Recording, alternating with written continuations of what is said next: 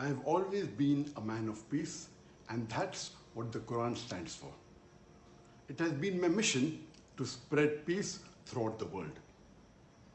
Unfortunately, I face detractors who prevent me from carrying out my mission. About 10 days ago, after my successful lecture tour to Kelantan, in which, in the last day, on 9th of August, I gave a talk on Islamophobia in the Sultan Muhammad IV Stadium at Katobaru,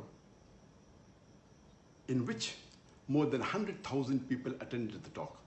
This success could not be digested by the detractors. Since the last few days, I've been accused of causing racial discord in the country.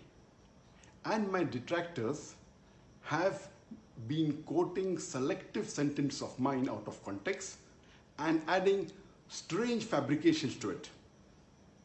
I have clarified my stance today to the police.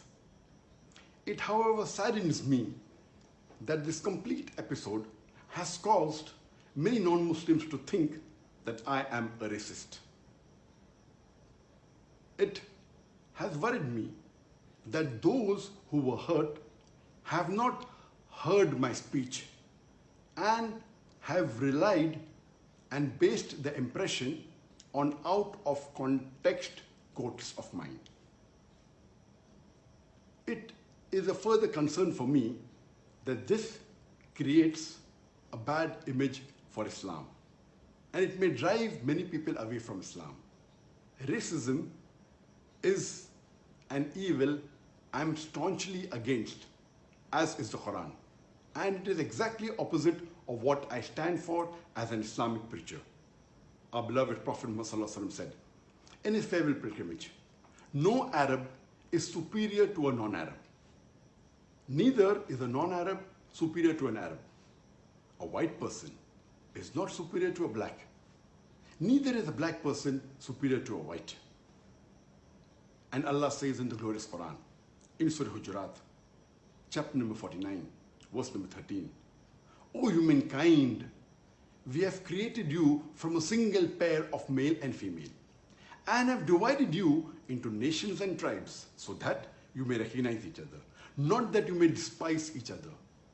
And the most honored in the sight of Allah subhanahu wa ta'ala is the person who has taqwa, that is God consciousness, that is righteousness, that is piety."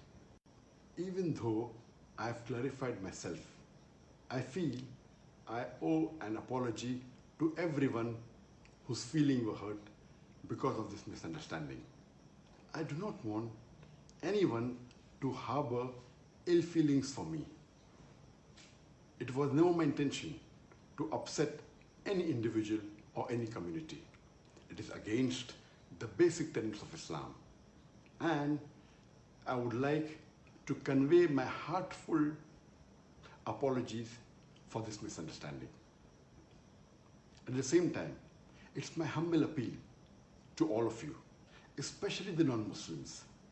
Please take out time to hear my speeches in their entirety.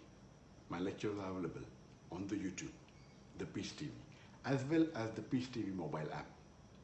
Last but not the least, I was deeply touched by the hundreds of thousands of people who stood in my support. I would like to express my earnest gratitude to all of you.